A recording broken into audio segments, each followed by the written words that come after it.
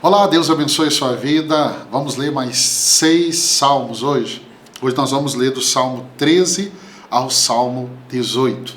Lembrando que para lermos a Bíblia toda, até dia 31 de dezembro, apenas no livro de Salmos, nós vamos ler 6 salmos por dia. Vamos lá, Salmo de número 13, Salmo de Davi. E qual é o propósito desse salmo? É o clamor a Deus em meio à angústia e um pedido de socorro.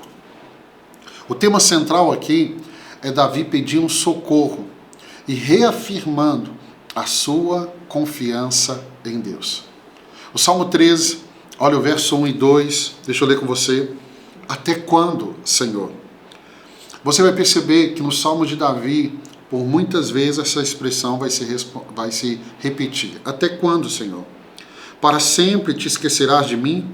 Até quando esconderás de mim o teu rosto?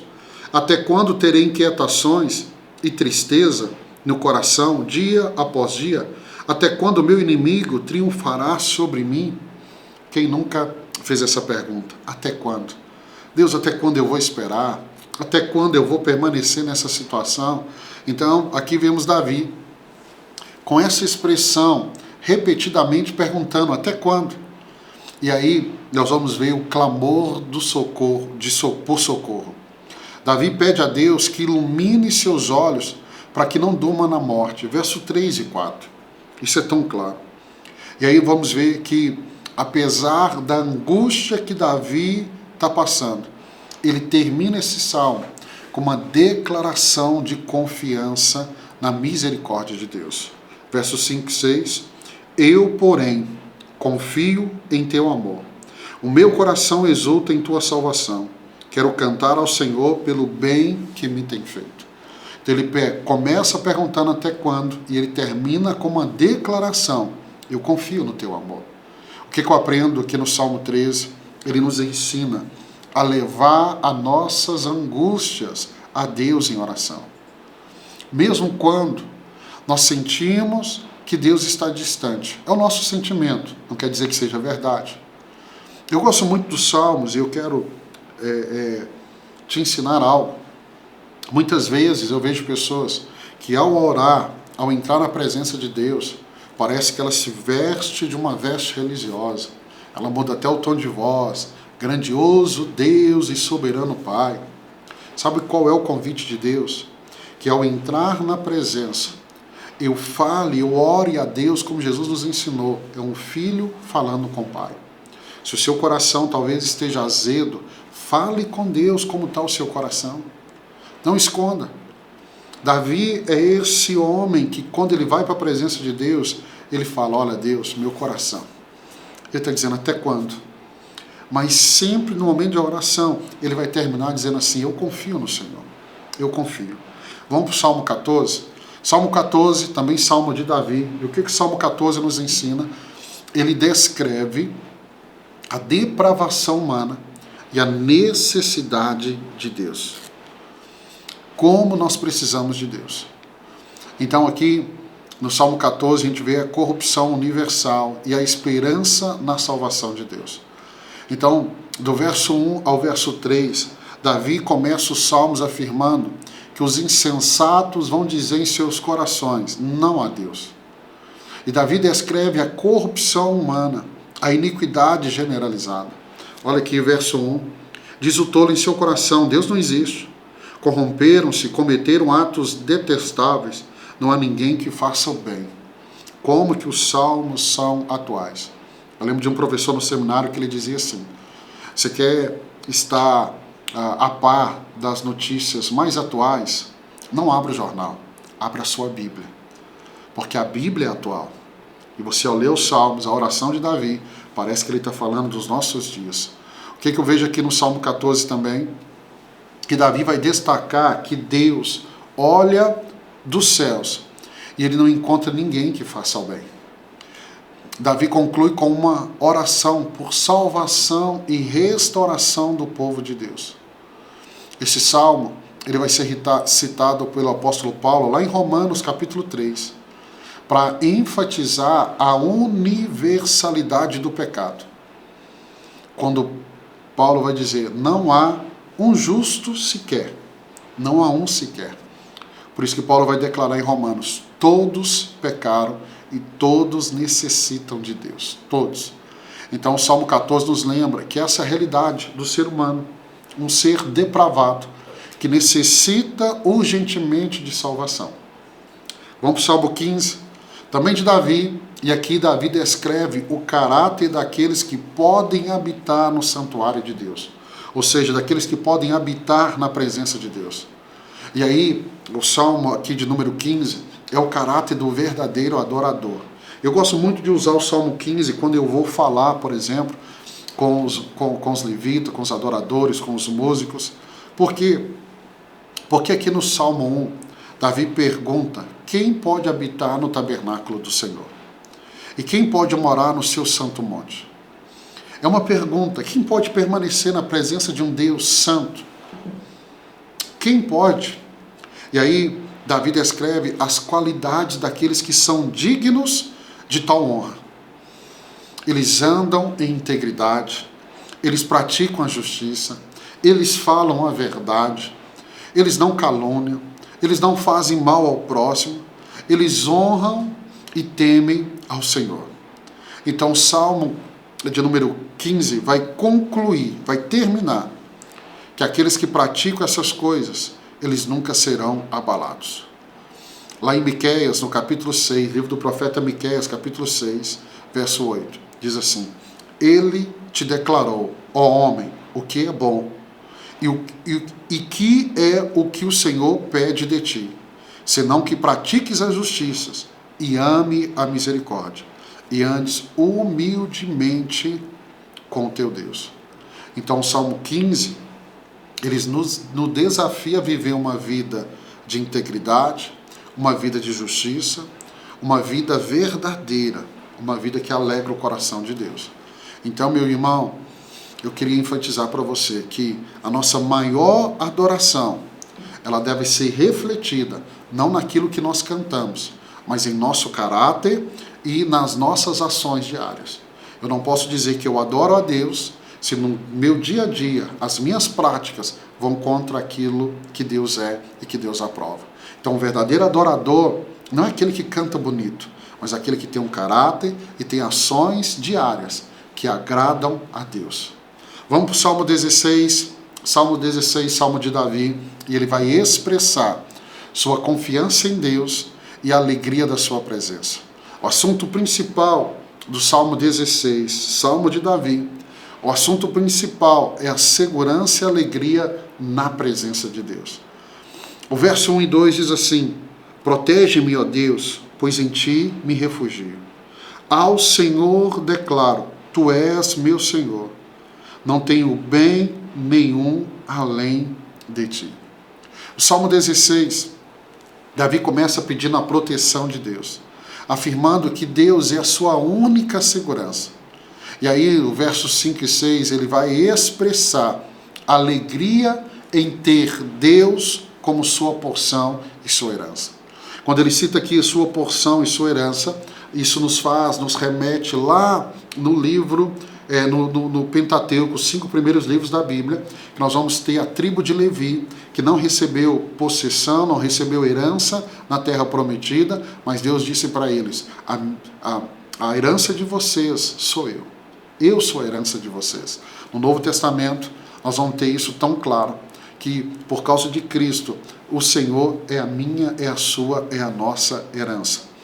Davi vai terminar esse Salmo 16 como uma poderosa declaração de esperança na ressurreição, afirmando que Deus não permitirá que o teu santo veja a corrupção. Algo que é tão forte no Novo Testamento. Por exemplo, Paulo escrevendo carta aos 1 Coríntios, capítulo 15, ele fala da ressurreição, da certeza que nós podemos ter da ressurreição. Lá em 1 Tessalonicenses, capítulo 4, ele fala também da ressurreição. E ele fala: nós temos esperança, diferente dos incrédulos. Se Cristo ressuscitou, nós também ressuscitaremos. E aqui vemos o salmista falando isso. Este versículo aqui do Salmo 16, verso 10. Pois tu não me abandonarás no sepulcro, nem permitirá que o teu santo sofra decomposição.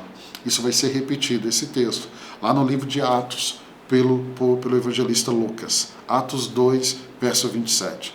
Aplicando-se à pessoa de Jesus Cristo. Vamos lá. Nós temos referências aqui desses salmos, em Atos capítulo 2, verso 25 ao verso 28. E o convite do Salmo 16 é que nós devemos encontrar nossa segurança e alegria em Deus. O que eu posso dizer é, tenha certeza da presença contínua de Deus em nossas vidas e tenha esperança na ressurreição em Cristo. Se Cristo ressuscitou, nós também ressuscitaremos. Essa é a esperança. Não existe cristianismo sem a fé na ressurreição. Não existe, não existe. Vamos para o Salmo 17. Salmo 17, Salmo de Davi. Davi aqui no Salmo 17 vai pedir proteção contra os inimigos e ele vai buscar por justiça. Então o assunto principal é a oração por proteção e a busca pela justiça divina. Então, verso 1 ao verso 5 do Salmo 17, Davi clama a Deus por justiça e proteção. Você já orou, ou você tem o costume, deixa eu melhorar a pergunta, você tem o costume de orar e pedir a Deus que te proteja, que te guarde? Quantos livramentos eu e você podemos experimentar quando tivermos esse hábito de pedir a Deus por proteção, que nos proteja? Então Davi pede que Deus o proteja como a menina dos seus olhos. Que Deus o esconda à sombra das suas asas. Deixa eu dizer algo para você. Se você orar assim, Deus, me guarde como a menina dos seus olhos. Deus, me coloque à sombra das suas asas. Satanás, seus demônios não poderão tocar na sua vida. Homem algum poderá tocar na sua vida. Somente debaixo da permissão de Deus. Porque Deus é aquele que te guarda e te protege. Davi vai concluir o Salmo 17, expressando a sua esperança na justiça de Deus e na sua própria satisfação em contemplar a face de Deus. O que nós aprendemos aqui? Nós aprendemos que Davi busca por proteção e Davi confia na justiça de Deus. E aí eu me lembro de Deuteronômio 32:10, que diz assim: achou numa terra deserta e no ermo solitário, cheio de uivos, rodeou, instruiu e guardou como a menina dos seus olhos. Deus falando da nação de Israel, quando Deus os tira do deserto e durante 40 anos peregrina ali no deserto. Deus os guardou como a menina dos seus olhos. É assim que Deus tem guardado você, é assim que Deus tem guardado as nossas vidas. Vamos terminar com Salmo 18. Salmo 18, Salmo de Davi, Salmo 18. Davi aqui, ele vai louvar a Deus pela vitória e livramento de todos os seus inimigos. Então, o assunto principal aqui é um louvor a Deus pelo livramento e pela fidelidade divina. Davi, ele vai cantar esse cântico ao Senhor quando Deus o livra da mão dos seus inimigos e das mãos de Saul. Então nós vamos ver do verso 1 e 3, Davi começa louvando a Deus como sua força, sua rocha, sua fortaleza. Olha o que ele diz: eu te amo, ó Senhor, minha força. Lembra do que eu disse para você, minha força. O Senhor é minha rocha, é a minha fortaleza, é o meu libertador, é o meu Deus, é o meu rochedo, é a quem me refugio. Ele é o meu escudo e o poder que me salva. Ele é a minha torre alta. Olha como Davi toma posse.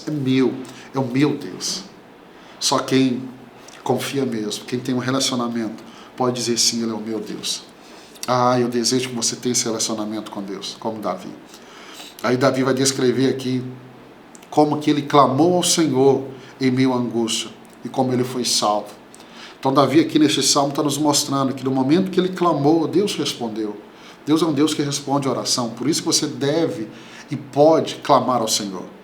Davi aqui também, ele celebra a justiça de Deus. E ele vai afirmar que Deus o recompensou conforme a sua retidão, ou seja, conforme a sua maneira correta de andar. Porque muitas vezes eu vejo pessoas querendo que Deus o honre, mas o andar dele é um andar todo atrapalhado. Quando eu ando em retidão, eu tenho uma certeza, Deus vai me honrar. O Salmo, ele termina com louvor a Deus pela sua fidelidade e pelo seu poder.